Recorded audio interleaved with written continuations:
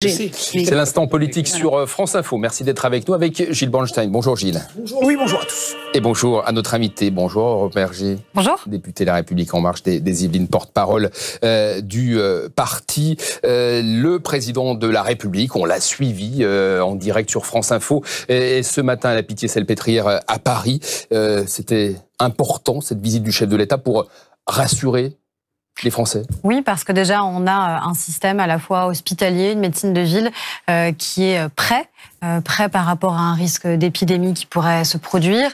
Les mesures sanitaires ont été prises. D'ailleurs, on l'a vu, les Français eux-mêmes ont été extrêmement responsables et ont suivi ces mesures. Il n'y a pas eu de mouvement, de panique, de foule, tout d'un coup venir dans les hôpitaux. Donc, clairement, il faut absolument rassurer les Français sur le fait qu'on a un système de santé, un système de soins, un système sanitaire qui est tout à fait prêt par rapport à ce risque d'épidémie. Alors vous dites les Français se sont bien conduits. Est-ce que vous trouvez que l'opposition s'est également bien conduite? Édouard Philippe réunit dans quelques instants maintenant les chefs de parti à Matignon. Est-ce que vous trouvez que l'opposition se conduit plutôt bien et qu'il y a une certaine concorde nationale sur ce thème? Alors je ne pourrais pas parler de concorde nationale avec Marine Le Pen et avec le Rassemblement national au regard à la fois de la manière avec laquelle ils ont parlé du coronavirus, et puis ça a été finalement un prétexte pour eux pour revenir sur leur thème de prédilection, à savoir les questions d'immigration, les questions de frontières, comme si évidemment le virus n'était pas en capacité de pouvoir se déplacer d'une frontière à une autre et qu'il y avait une possibilité de ligne Maginot. La ligne Maginot, en général, on la contourne.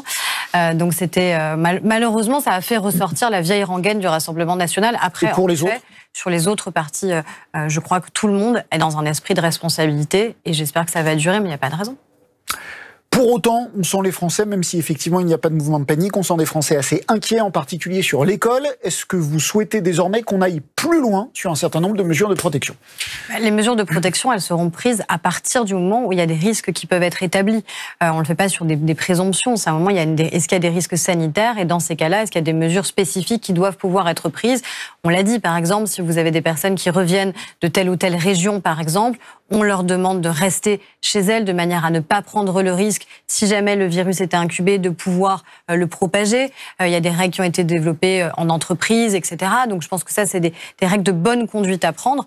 Mais aujourd'hui, il n'y a pas de raison qui justifierait d'aller plus loin. Et si jamais ça doit se faire en lien avec les agences de santé, parce que c'est elles qui doivent pouvoir piloter en fait le système qu'on doit mettre en place. Autre actualité politique, et exclusivement politique, c'est bien sûr la réforme des retraites, parce que pendant ce temps, eh bien, Gilles, le texte continue d'être examiné à l'Assemblée. Question simple, Aurore Berger, est-ce que vous êtes favorable à ce que le gouvernement utilise le 49.3 pour que le texte en question soit adopté rapidement? Je crois que ce qui est en train de se passer, c'est la démonstration que l'obstruction parlementaire, de fait, ne permet pas d'aller au bout de l'examen du texte. Donc la réponse est oui. Moi, je pense qu'à un moment, en tant que parlementaire, c'est même moi qui vais souhaiter que le 49.3 puisse être utilisé. Parce que moi, j'ai pas envie, si vous voulez, que ce fond d'antiparlementarisme qui continue à exister dans le pays reprenne. Parce qu'à un moment, les Français, s'ils regardent ces débats, vont se dire « mais à quoi ça sert ?» C'est quoi ces débats qui sont inutiles? C'est quoi cette perte de temps, cette perte d'efficacité? On en est à des dizaines et des dizaines d'heures de débats. On en est à l'article 2 sur 44 articles à examiner. Et on ne peut plus parler de ce qui est les fondamentaux de cette réforme des retraites parce qu'on a deux partis d'opposition, d'extrême gauche, les communistes et les insoumis, qui de fait bloquent l'examen du texte, voilà, en déplaçant une virgule, un point-virgule, et en écrivant un nouveau dictionnaire des synonymes. Donc c'est pas à la hauteur quand même du débat parlementaire. Donc moi, en tant que parlementaire, si ça continue comme ça encore là, toute cette semaine et ce week-end, puisqu'on va à nouveau siéger ce week-end, je pense, en tant que parlementaire, que moi-même, je demanderais que le 49.3... Aurore Berger, est-ce qu'on peut dire à la fois, ce texte est certainement le plus important du quinquennat, il a fallu 2 ans pour en discuter, et ne pas donner 2 semaines supplémentaires? Mais à ce rythme-là, c'est pas 2 semaines qu'il faut, c'est pas 3, c'est pas 4, c'est pas 5, c'est des mois supplémentaires d'examen. Donc ça veut dire à un moment, est-ce que les Français, est-ce que aussi les parlementaires, qui sont les premiers concernés, acceptent une paralysie de l'Assemblée nationale pour que le seul texte à examiner dans l'année qui vient soit uniquement la question des retraites. Ça veut dire qu'on ne fait pas la réforme de l'audiovisuel, ça veut dire qu'on ne fait pas la réforme de la dépendance.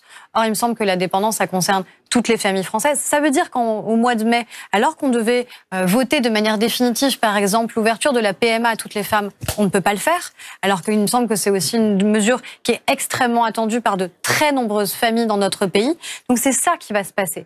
Si on prend le risque de paralyser le fonctionnement de notre Assemblée, on risque de ne plus pouvoir travailler sur des textes qui sont attendus. Et notamment le texte sur la réforme de l'audiovisuel, Aurore Bergé, puisque vous êtes rapporteuse de ce texte, ça nous intéresse tout particulièrement ici à France Télévisions. Il sera discuté quand au Parlement alors ? Alors, il sera discuté dès lundi en commission des affaires culturelles et il sera voté en commission dès la semaine prochaine. Et normalement, il doit être en séance publique dans l'hémicycle à partir du 30 mars. Et en effet, c'est un texte important. C'est un texte important parce qu'on voit aujourd'hui, certains parlent même de dérèglement un peu médiatique. On voit ce flot continu de contenus qui sont pas tous de l'information. Et face à ça, on a besoin de réaffirmer, notamment au sein de l'audiovisuel public, des enjeux importants sur le pluralisme, sur l'indépendance, sur l'intégrité de l'information. Et je pense que sans ce texte, en effet, on risquerait de se fragiliser. Le texte prévoit une holding de l'audiovisuel public. Ça sert à quoi ? Une holding, c'est créer un grand groupe public qui va permettre de rassembler et Radio France, et France Télévisions, et France Média Monde, c'est-à-dire France 24, RFI, Monte Carlo Doualiya, et l'Institut national de l'audiovisuel.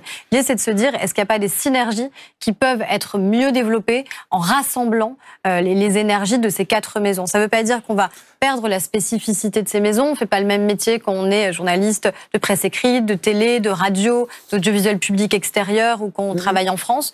Mais il y a des synergies qui peuvent exister. Des synergies sur l'information, des synergies aussi qui peuvent exister sur le numérique. Donc c'est ça qu'il faut favoriser. Des synergies, donc des économies. C'est le but de tout ça, c'est de faire des économies. Non, moi c'est pas le but. Je l'ai réaffirmé un certain nombre de fois sur d'ailleurs l'avenir de la contribution à l'audiovisuel public, de la redevance. J'ai dit plusieurs fois qu'il fallait absolument qu'on garde des recettes qui étaient indépendante pour financer l'audiovisuel public. Il fallait probablement l'universaliser de manière à garantir la pérennité des ressources. Donc moi, je m'engage au contraire sur le fait qu'on maintienne le niveau de ressources actuel de l'audiovisuel public. Par contre, des synergies, ça veut dire aussi travailler un petit peu différemment. Et je pense que les Français, ils ont besoin de savoir aussi concrètement à quoi sert un audiovisuel public. Est-ce que ça permet, que ne permettrait pas le privé notamment ? Je pense que ça se voit au niveau de l'information, ça se voit au niveau des différents programmes qui peuvent exister, que ce soit du divertissement notamment, de la fiction, du financement du cinéma. C'est ça qu'on doit démontrer aux Français.